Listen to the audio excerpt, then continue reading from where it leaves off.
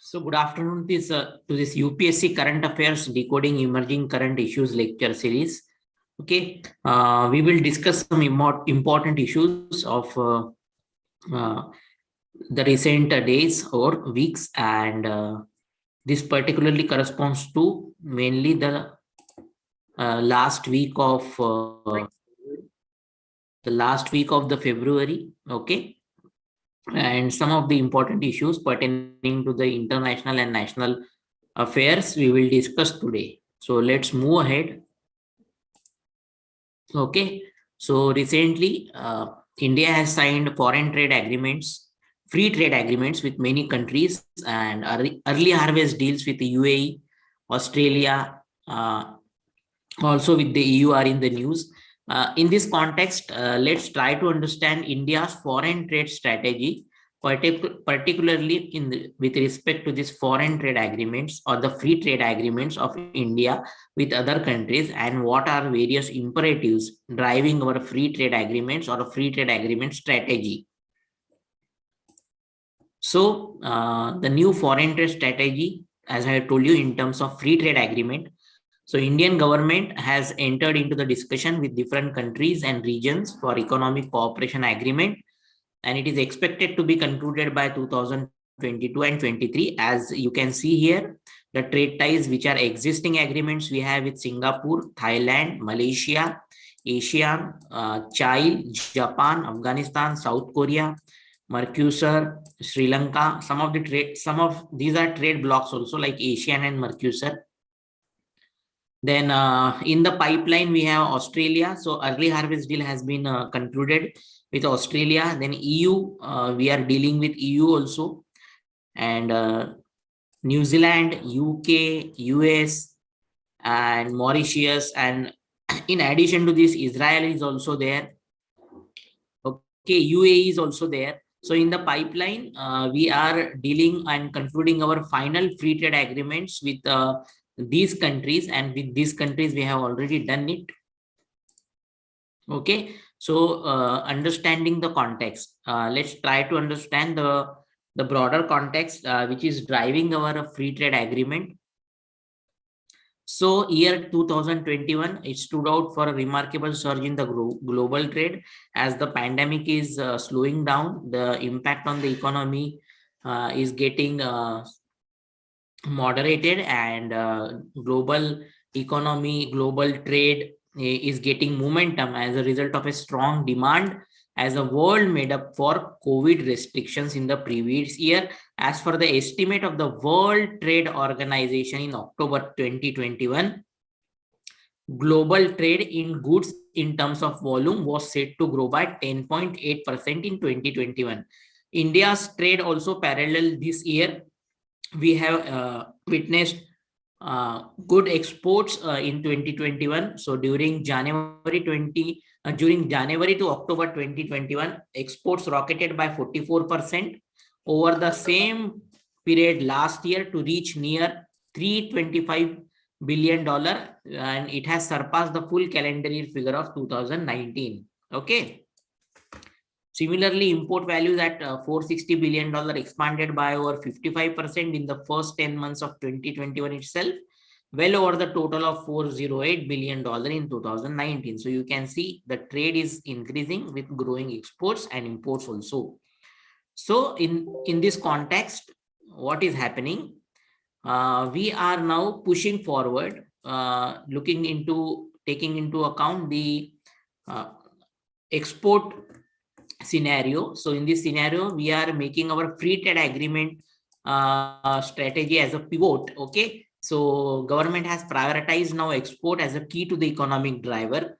Through the new trade and economic agreements, it intends to tap into the global demand, particularly in advanced countries like USA and EU, UK, where the growth has been strong over 2021. The renewed free trade agreement strategy is one prong of this enabled expanded market access. So growing free trade agreements that we are pushing ahead, okay, is a part of this broader context to diversify our foreign trade and to make or to fulfill our export target, to make India manufacturing base also. So this I will try to make you explain.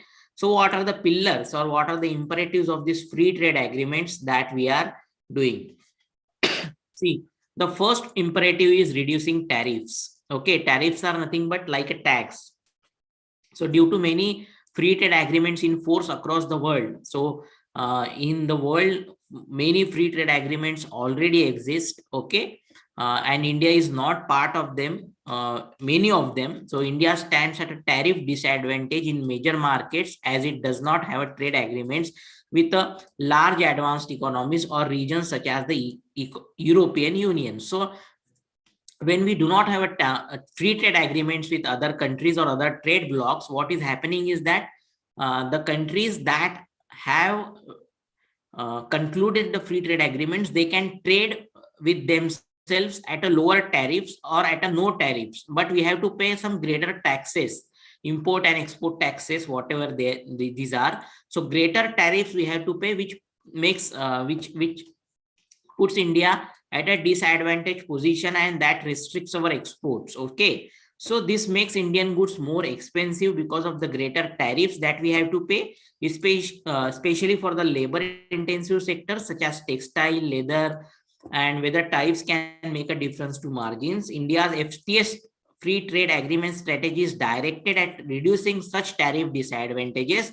So now whatever the strategy that we are evolving or we are developing, the first aspect of this is that we should not be put at a disadvantaged position. We have to make it clear. We are making it very clear that our free trade agreement is reducing tariffs, is for reducing tariffs, and we will not be at a disadvantaged position, and ensuring that Indian products are competitive also, so that we can achieve economic growth and exports also. Government also aims to address the growing and new markets and open up access through the tariff reductions.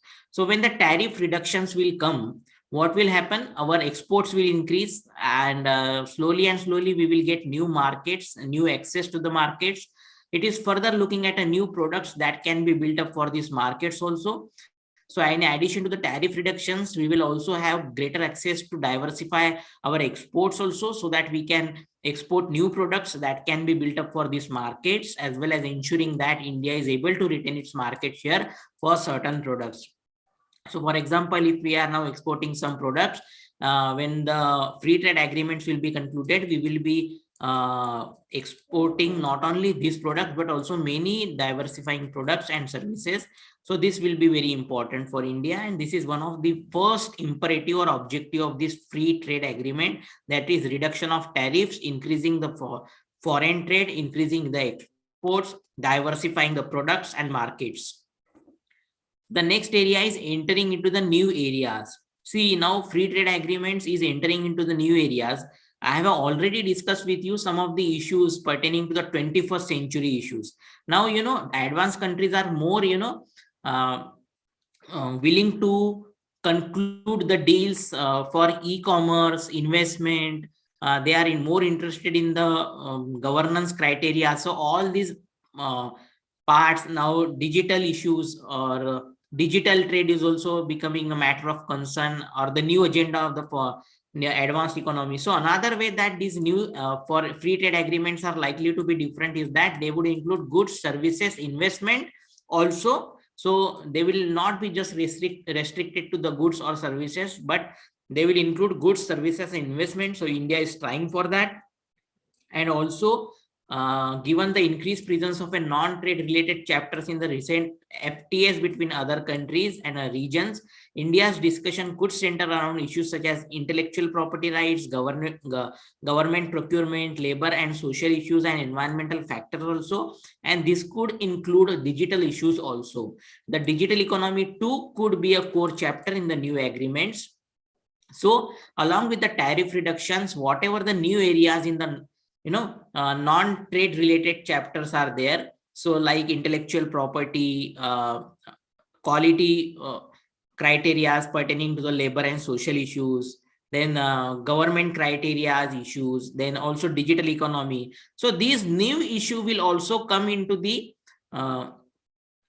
free trade agreement negotiations. So India is also making itself ready for that. Okay, so given the increased presence of these non-trade related chapters in the recent FTAs between other countries and regions, so whatever the free trade agreements that are now concluded between the countries and among the countries and blocks, these are more, open to the digital economy, e-commerce, labor social issues, gender empowerment, government procurement. So India is also likely to, include this into the negotiation of the India's free trade agreement.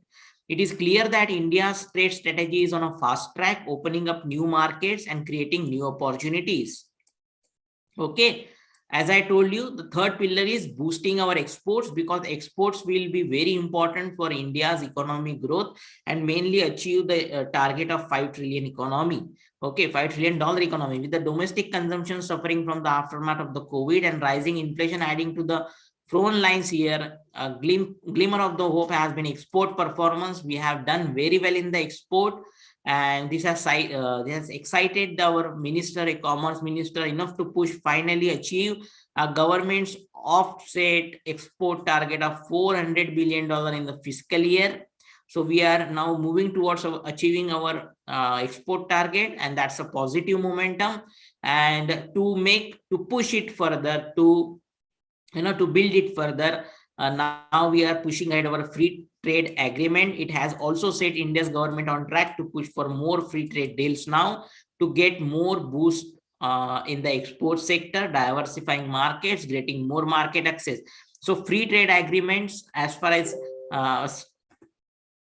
the condition is concerned, situations are concerned, the first imperative is reducing tariffs, increasing market access. Second will be your entering new areas, and third is your boosting exports.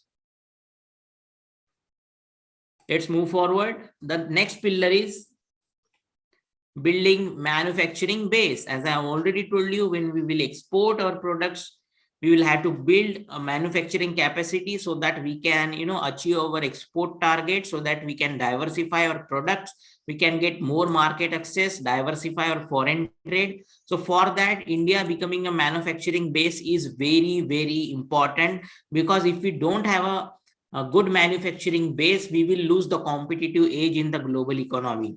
So if India wants to pivot its service-oriented economy into the manufacturing powerhouse, a task multiple governments and multiple campaigns like Make in India have not managed to achieve so far. And to achieve this, one of the strategies is to push a free trade agreement, so that it becomes imperative for India to build a good manufacturing base. And as I told you, $5 trillion economy's goal can be realized with a free trade agreements which boost our exports, manufacturing capacity, employment, income. Okay, with all these we can achieve our $5 trillion economic goal. So realization that pushing trade and export bottom lines may be a better mode to aim for governments of repeated target of $5 trillion economy, or at least close to that figure, okay, is one of the objective. What are the strategic dimensions? So we have just seen how it can help us economically, okay, but it has its strategic dimensions also, because China is the elephant in the room, and China is spreading its economic clout, its military clout, and in this context, it is imperative for India to increase its foreign trade, to make other countries more interdependent, okay, to increase the interdependence, trade interdependence, so that political relations, strategic relations can also be improved, so that free trade agreements which will boost our economic relation can also have a spillover effect and can improve our strategic relations and position also. So improving and spreading out one's trade relation with many economies instead of getting too dependent on China. India is currently too dependent on China. We have to diversify our foreign trade. So for that purpose, free trade agreements with other countries, so that we can boost our economic relations and not remaining dependent on China, is very important, because if we remain dependent on China, China will exploit our situation. With a post-COVID realization and tension with China giving a wake-up call, there is an added urgency to make this shift. Which is the shift? The shift is that we are not required to be too dependent on China. Not putting one's eggs all in the same basket, it's not a good strategy. So China is the elephant in the room. We have to make this into account while dealing with other countries, while negotiating free trade agreements also. Okay. So despite India being a part of the negotiations to form the RCEP regional, okay, so this RCEP, Regional Comprehensive Economic Partnership, which was concluded recently in the few years back, and it is led by China. So India has kept itself outside from this RCEP trade deal, okay, because of the fear that China will flood its products in the Indian market, okay. Now, India here has made its position very clear that the RCP is not in the favor of India, okay, because it will lead to the deluge of the cheap goods from the China, besides India losing its competitive advantage in the exports. So as an alternative strategy, okay, we are, what we are doing is that we are working on a more comprehensive trade deals with other economic powerhouses like US and the European Union. Besides, as seen today with the launch of formal talks with the United Kingdom also.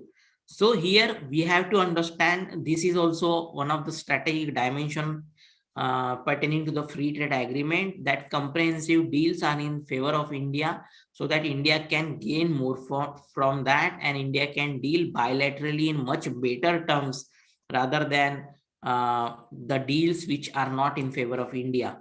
Also, one of the part of this strategic dimension is long-term vision. India is seeing these free trade agreements more strategically because of its long-term vision. So take the case of the UAE. Now we are just concluding harvest deal with the UAE. India is aiming to achieve $1 trillion of merchandise exports and $1 trillion of the services export by 2030. A trade agreement with the UAE could well be springboard to realize this ambitious target. Okay, export targets, and also with once we deal with the UAE, we improve the relations with UAE. We can also get access to the wider of the countries in the GCC, that is Saudi Arabia, Kuwait, Bahrain. Also, we can also get markets of these countries. Okay, these countries will also become interested in India, and so in overall, foreign trade will get diversified. We will get greater access to market. It will also increase our political and strategic relations. So FTA with the UAE will pave for the India to a UAE strategic location and have relatively easy access to the African markets also, its various trade partners also. So this is what the free trade agreements imperatives or the basic pillars are: reducing tariffs, diversifying markets, more comprehensive deals, getting more inclusive deals, then taking into account strategic dimensions also. So this is what now evolving contours of the free trade agreements are. Okay, so I have just discussed with you the India UAE free trade agreements. Okay, so early harvest comprehensive economic agreement, that is SEPA, between India and United Arabs has already been concluded. Okay, India appears to be signaling to the world that while it walked out of this regional comprehensive economic partnership, which we just discussed, RCEP, which is one of the world's biggest free trade agreements, that does not make it protectionist or averse to the free trade agreements. So we are now concluding free trade agreements, but we are not showing that we are protectionist. Rather, RCEP was a strategic decision. Now the focus seems to have shifted back to signaling bilateral FTAs, where India is more confident of controlling its market and exposure. So last year, India and Mauritius also signed a comprehensive economic cooperation partnership agreement. Interim trade agreements with the UK, Canada, Australia are also in the pipeline. Okay, and what are the benefits with the UAE of the foreign trade free trade agreement? It aims to take bilateral trade to over $1 billion within 5 years. It will cover 80% of the India's exports to the UAE and expected to stimulate export-oriented industries in India, especially in the MSME sector, because of its zero tariff welcome by UAE. So here, look at this. Reduction of tariffs will increase market access and products and exports. And India is also hoping that investment in the UAE will get increased. UAE is also shown the interest to invest in the Jammu and Kashmir, spurred by FTA. It will see more remittances flowing into the country, which is very important. Jewelry sector is also likely to get momentum. The agreement also speaks about expediting work on the special investment zone for the UAE companies so that we can boost our exports, joint ventures, dedicated Indian mart in the Jebel Ali free zone. And UAE is also India's third largest trading partner now. And we concluded a strategic partnership agreement in 2017. So as a consequence, this recently concluded SEPA may serve to deepen the partnership. India and UAE are also now part of the economic relations focused informally named Middle East Quad, in which United States and Israel are also members. So look at this, how the free trade agreements once concluded will open the new doors to India. Okay, so this is how now we are moving forward with a greater confidence. Okay, and we, as I just told you, we are also looking towards greater market, long-term vision. So government hopes that the pact with the UAE will revive a long shelved FTAs with the GCC, that is Gulf Cooperation Council. So whatever the free trade agreements that are pending with GCC countries will get boost. Okay, they will be revived. Okay, with the UAE, an important transit point for goods and people. This is not an unreasonable expectation, provided Indian industry, especially MSME sector, can live up to the potential offered by the FTA and exports match imports. So UAE के लिए भी वो beneficial है, no doubt about it. Okay, let's move forward.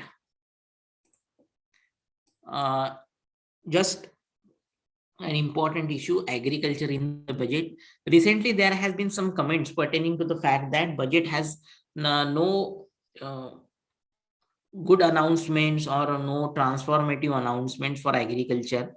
Okay, but some scholars are highlighting very significant aspects that are covered in the budget, and this shows the rationale behind the policy making. Okay, so let's try to understand what's there and what's not for agriculture in the budget, and this has to be seen from the positive perspective now. As I just told you, there were no major announcement on the agriculture or rural development. Okay, so scholars are criticizing the budget for that, and given the recent turmoil as a result of the farmers' protest and repeal of the farm laws, this was little surprising. A closer look at the budget presents a different picture, because now what is the context? You have to understand that agriculture, even in the pandemic times, has performed well. So many thought that because of the good agricultural growth, because the agriculture does not need a support much now, the budget does not have much provisions for agriculture. Okay, but this is not so. Okay, this is not so. Budget has very well formulated its strategy. Okay, let's try to understand that. There is a different story. As I told you, within agriculture, livestock and fisheries are very important, and these are two subsectors that have shown an average annual growth rate of 10% or more in the last 5 years. And as for the situation assessment survey of 2019, more than 15% of the income is derived from the livestock subsector, and they contribute about 33% of the gross value added in agriculture. Okay, so naturally, what we should think that budget should contain provisions for livestock and fisheries, because to give momentum to this sector in the livestock and fisheries is very important because of their contribution. Okay, so this actually has happened. So from the growth perspective as well as from the viewpoint of the farmers' income, livestock and fisheries are very important. So in keeping with this, these two subsectors have attracted a decent allocations in the budget. Okay, livestock health and disease control, a major concern for those working in the sector, has seen 126% increase. Pradhan Mantri Matsya Sampada Yojana has seen 57% increase. Then production link incentive scheme for a food processing has seen a huge increase from 10 crore to 1022 crore. We just look at this, how important is this. Similarly, the allocation for the micro food processing, which can help in really small enterprises like pickle and jaggery making, has increased 125%. Okay, so in overall, for the rural development as well as for the agricultural growth, the budget has very strategically made its provision. Within the crop subsectors also, the good provisions are being there, like राष्ट्रीय कृषि विकास योजना के लिए 400% का increase हुआ है, which aims for a holistic development of the agriculture. Okay, so it has increased by whopping 8,000 crore, and it's good. Now Pradhan Mantri Krishi Sinchai Yojana is also included in the this Rashtriya Krishi Vikas Yojana. So even if we take into this into account, the increase for the Rashtriya Krishi Vikas Yojana is very good, which is up to the 90%. Then there agriculture infrastructure fund has funding has increased by 150%. Formation promotion of 10,000 farmer producer organization has received an allocation of 500%, which is 100% increase. Then there are some declining allocations also. For this, you can see here, like for price stabilization subsidies, MG NREGA, अन्नदाता आय संरक्षण अभियान, उनके लिए थोड़ा सा allocation expected lines पे नहीं है, or it has been declined to some extent, but in overall scene, the budget has a transformative provisions also pertaining to the technology like startups, Kisan drones. So while this should be managed by the government as per the needs, in overall the budget has done okay well. Now, as far as this antimicrobial resistance is concerned, a very good news article in the Hindu paper has come. A recent publication of the Lancet Global Burden of Bacterial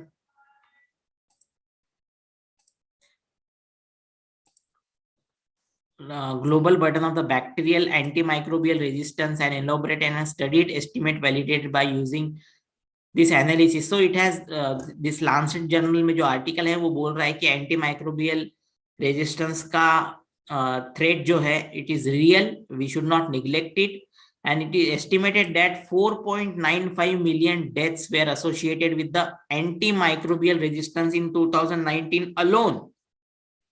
Let's try to understand what is this antimicrobial resistance. Okay, so bacterial AMR occurs when drugs used to treat infections becomes less effective as a result of the pathogens becoming resistant to the drugs. यानी आप कोई भी drugs ले रहे हो किसी भी disease के लिए, पर वो ड्रग्स काम नहीं कर रहा है उस बैक्टीरियाज पर, उस पैथोजेंस पर, तो वो जो पैथोजेंस और जो बैक्टीरियाज होते हैं वो ड्रग्स को रेजिस्टेंट हो जाते हैं. So this happens due to the indiscriminate use of antibiotics, okay, poor hygiene and sanitation, antimicrobial use in the farming and poultry industry, lack of vaccines and newer antibiotics, and poor infection control practices in hospitals, as well as lack of education and awareness. Yet few nations have a policy to counter this problem. So nations are not giving much attention. But in India, some efforts were made, because in 2008, the NDM1 enzyme that renders bacterial resistance to a range of antibiotics was traced back to India, and it served as an urgent call for action. So as a result, Antimicrobial Resistance Action Plan 2017 was formulated by India, and by 2019, Kerala and Madhya Pradesh had rolled out state action plans also since then, but little progress has been ensured. 11 states are still framing their action plans, so still there is no seriousness going on. Chennai Declaration, a consortium of doctors and healthcare institutions against AMR, was also formed in 2012 to draw up a roadmap Then there has been a ban on the cholesterol in the poultry, aqua farming, animal feed supplement sectors, which India enforced from July 2019, was considered a strong strike in countering AMR challenge. Okay, now more has to be done. There is no doubt about it, but we have to understand that it is not just science, that is medicine will cure this antimicrobial resistance problem. We have to bring in the behavioral changes, hygienic changes also. So scientific community looks for solution in its skin. The government must raise the standard of the living. Okay, provide them accessible and affordable quality healthcare, besides regulating the sale and the use of the antibiotics, as well as promoting hygiene, sanitation, behavioral changes, and greater IEC campaigns also, information, education, and communication. Okay, so this was some of the important issue that I wanted to discuss. Aakar has also started its Aakar Explained series. In that Aakar Explained series, I have discussed Iran nuclear deal as well as essential religious practices also. So so please, dear viewers, also watch Aakar Explained series of Iran nuclear deal and essential religious practices also. Till then, goodbye and take